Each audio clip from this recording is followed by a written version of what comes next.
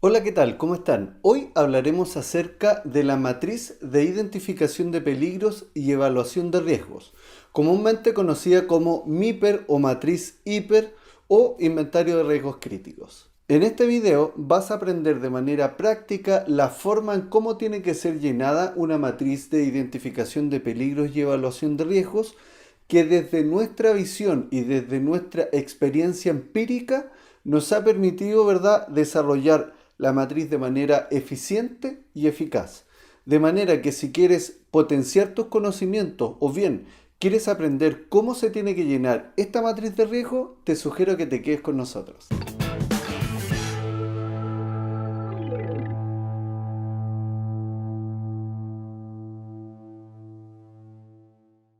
Primero que todo, vamos con el qué. ¿Qué es una matriz de identificación de peligros y evaluación de riesgos? Bueno, esta matriz o MIPER, ¿verdad? Es una matriz que permite subdividir tareas generales para poder identificar peligros, identificar riesgos asociados a esa tarea en particular, poder determinar cuáles son las medidas preventivas que se están ejecutando hoy día en tiempo real y poder valorarlos en términos de frecuencia y en términos de gravedad. ¿Para qué? Para poder determinar, entre otras cosas, ¿verdad?, cuál es la categoría de riesgo, es decir, si un riesgo amarillo, ¿verdad?, moderado, un riesgo verde, ¿verdad?, que está bajo control, o un riesgo rojo, que sería lo que se denomina un riesgo crítico.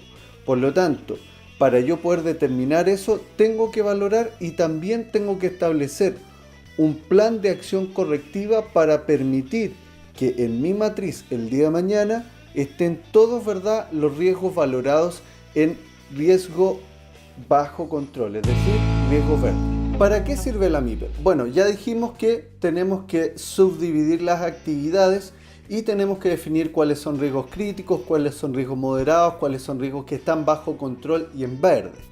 Bueno, eso lo hacemos en definitiva para poder saber cuáles son las herramientas preventivas que se tienen que aplicar para una determinada labor. Procedimientos de seguro de trabajo, permisos de trabajo, análisis seguros de trabajo, etcétera, etcétera.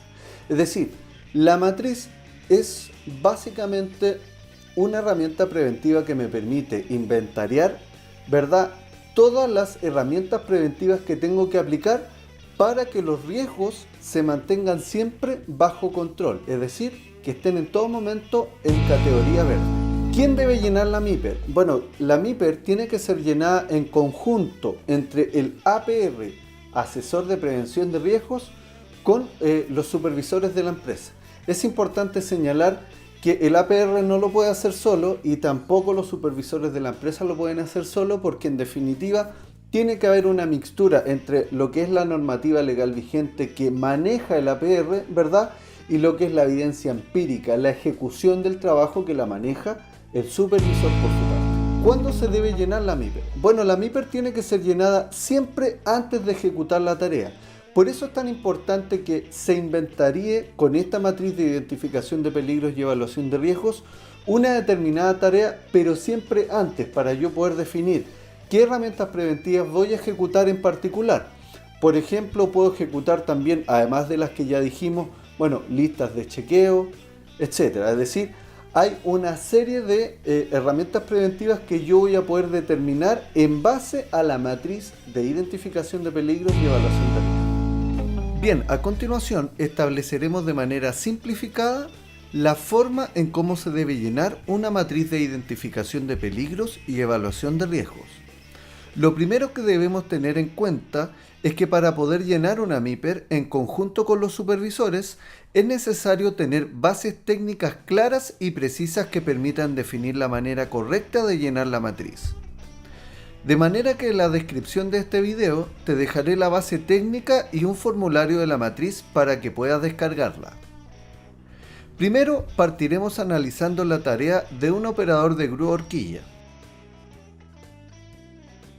En la primera celda indicada como proceso definiremos el proceso de producción de poliestireno.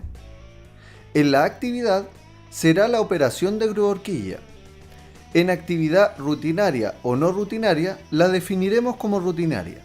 Luego pasaremos a los peligros, en donde destacan la fuente, situación o acto. Recordemos que peligro, según la norma OSAS 18001, se define como fuente o situación potencial de daño en términos de lesiones o efectos negativos para la salud de las personas, daños a la propiedad, daños al entorno del lugar de trabajo o una combinación de estos. A continuación se establecen dos tablas que permiten graficar de manera sencilla qué vamos a entender por fuente o situaciones.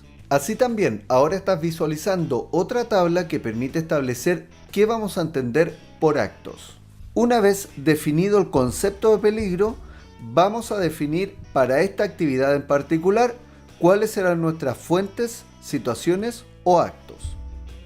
Para los peligros de la celda fuente o situación, se encuentran advertencias poco claras o inexistentes, equipos sin mantenciones o revisiones de funcionamiento, falta de hoja de datos de seguridad del combustible de la grúa, iluminación insuficiente, falta de orden y aseo, falta de delimitación de pisos, carga de combustible, operación de maquinarias en superficies.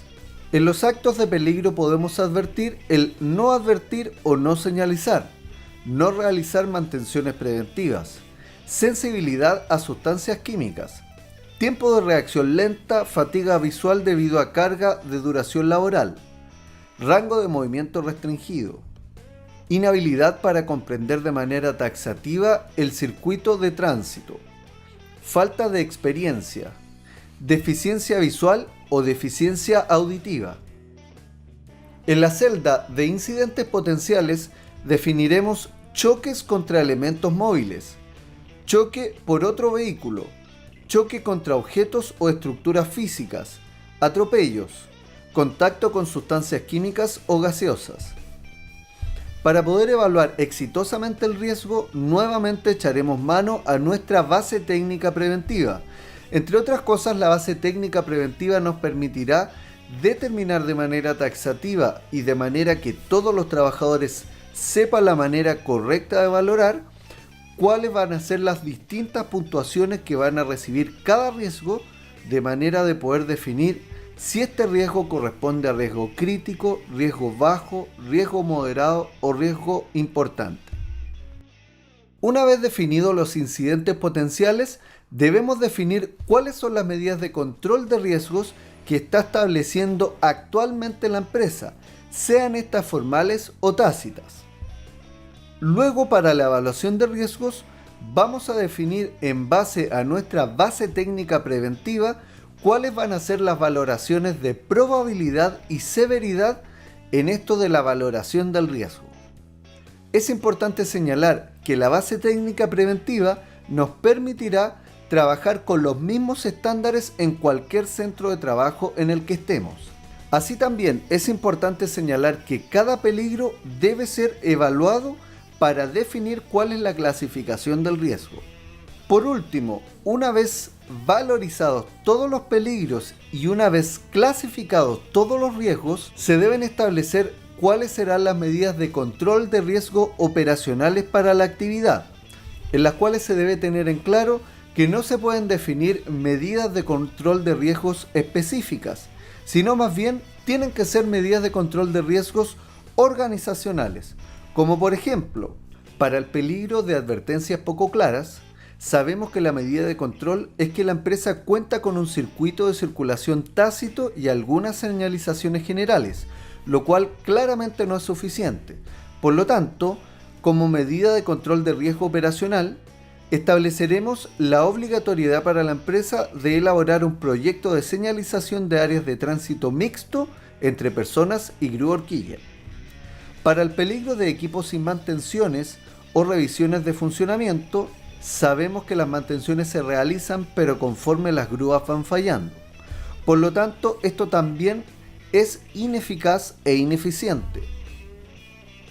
De manera que la medida de control de riesgo será establecer un programa de mantenciones preventivas, elaborar un procedimiento de trabajo seguro para mantenciones y establecer un sistema de bloqueo y etiquetado para las mantenciones propiamente tal. Para el peligro de falta de hoja de datos de seguridad del combustible de la grúa, sabemos que no existen medidas de control, De manera que vamos a establecer la tenencia por cada una de las grúas horquillas de la hoja de datos de seguridad, la capacitación de cada uno de los trabajadores con respecto a la hoja de datos de seguridad y una lista de chequeo diaria de la grúa para poder establecer que la grúa cumpla con tener todos los implementos y todas las condiciones de funcionamiento mínimas para su trabajo correcto. Espero te haya gustado este video. Si te gustó, por favor premianos con un like. Por favor también te pedimos que compartas para que podamos llegar a mayor cantidad de personas y de esa manera poder culturizar en materias de seguridad laboral. Por mi parte me despido y nos vemos en la próxima. Chao, chao.